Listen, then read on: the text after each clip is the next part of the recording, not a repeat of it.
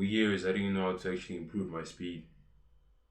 Watching YouTube short after YouTube short, videos after videos, but still running at the same time. I was feeling hopeless, not knowing what to do. Watching all these videos, fantasizing about the times I'm going to run, but I never implemented it. Until one day, it struck in my mind that I have to take the information and put it in the system. And through trial and error, all of the failing that I actually done through the years, I managed to get to a point where my time was actually improving. Instead of watching those high production videos, I actually took the knowledge from normal videos like this one, and I actually used the information so we can actually help other athletes.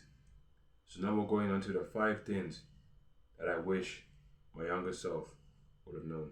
This might save you years in your athletic journey. So if you like it so far, give it a thumbs up and subscribe. Let's get to it.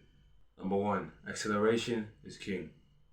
You cannot win a 400-meter race in the first 30 meters, but you can definitely lose it. That was something I wish I knew.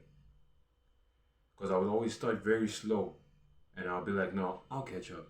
I'll definitely catch up. Like this, how many meters are there? 400 meters. I'm going to catch up. But I don't. And I know you also feel like that. Having a slow start, saying no, it's natural, we're all different. But knowing actually and ignoring the fact that you can improve it. And if you improve it, I promise you, just improving the first 50 meters will give you almost half a second back in your time at the end. So that is tip number 1 that I actually needed to learn. And we're going to number 2, which is you need to train better but not harder. Training while you're actually fatigued and tired leads to injuries, leads to you not actually performing, because sprinting involves your central nervous system. It's not just muscles. This is what I want you to actually get. It's not just muscles. I know you're thinking, oh, it's just muscles, I just run. No. It's your central nervous system, and that can get fried. That's why you think sprinters are not like bodybuilders. When we sprint, we don't just sprint for the whole day. Have you ever seen a sprinter train 3 times a day for the same exercise? Or the same part of the exercise? Sprinting. No. Because sprinting is about quality, not about quantity. Sprinting when you actually feel you're 100% and not just fighting through the pain. That is not good pain. Fighting through pain is normal in the gym when you're running. But if you feel like your hamstring is about to tear, that's not good pain, and you know that. You know that. So I'm speaking to those that actually push themselves, but they're pushing themselves into failure. You need to sprint smart. You don't beat a person in studies by looking at the book each day. You beat them by doing flashcards on the book. Quality. And the flashcards are much harder on the mind. That's the analogy I'm using. And we're going on to tip number 3. But before we go on to tip number 3, if you're actually serious and committed about actually changing your 400-meter time, and you're tired of actually being behind the pack and seeing a lot of people PB while you're still fighting injuries and you're still fighting bad times and you're still fighting all of the things that are bringing you down, I actually left a program in the description. And now we're going on to tip number 3. Tip number 3 is that you should train for you. What do I mean by train for you? Train for you is that if you think about it, your coach is there just to coach you. She's not going to run. You understand? She or he is not going to run. And I know right now you're thinking like, whoa, Paul, what are you saying? What are you saying that shit is wrong? No. Your coach cares about you, but he cares about the whole community doing good. But I want you to improve, specifically you.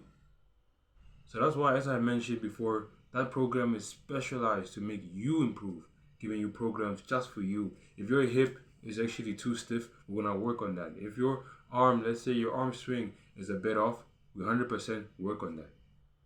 Not like we do a general arm swing and that's it. We 100% go deep into it. But if I had to share you my story, is that most of the coaches I've been to, I had to improve by myself. Honestly, I was training on a freaking Sunday. Yes, I know it's wrong. I trained on a Sunday just so I can get the exercises that I needed. Doing hills on Sundays, doing hills on Saturdays. There were times I even trained twice. And I'm not saying twice of like gym and sprint. I mean, I sprinted twice. I did a hill program, let's say in the morning, and in the afternoon I went and I did my coach's program. And I know some of you that are listening to this, you'd be like, why is he doing that? You'd be triggered. That's how hungry he is to be. I wouldn't recommend it. Because shortly after that, I was fast. I was in the best position I was at that season. But then actually I got injured. But that's besides the point.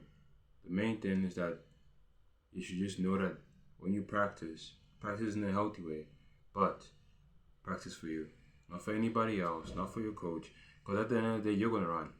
Tip number 4, which is master your inputs and don't just rely on motivation. When I say this, some people might just say like, why are we actually talking about this? But this is very important because if you master your inputs, and you're just like, I just need to do this, you move your mind away from the results. And you just keep on doing the inputs and the results will come naturally. Like if I practice every day and I give it my all every day, that's what I need to do. And then the results will come day after day. You're gonna start seeing that, okay, I'm getting better. I'm getting much smoother. My technique is looking so much better. So that is number 4, which is mastering your inputs. Now we're going on to number 5. And number 5 is something that not all creators actually talk about. Number 5 is that you should do a minimal program. When I say minimal program, like what is it? A minimal program is basically just doing a program that is straight to the point. Like the ones that I offer are straight to the point. You actually just need to go do them. Like that's it. If you do them, you improve. Like simple. You understand? So making the process simple also relates to the previous tip. So that's why you should actually just do a minimal program that I actually provide or any coach actually near you provides so that you can actually just do the stuff and not just be stuck on doing a lot of quantity instead of just doing what is actually needed. Minimal program means you're going to get results day after day. You don't need to do like 12, 300s and stuff like that. Time will come when you need to do those things. But the main thing is that you're doing them with effort. You're doing them with intention. That is the main thing.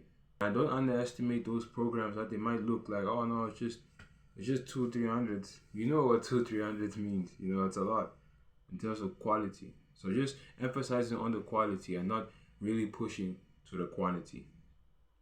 So that is all I have for today, guys. I'm going to see you in the next video. Remember, always strive to achieve your goal self.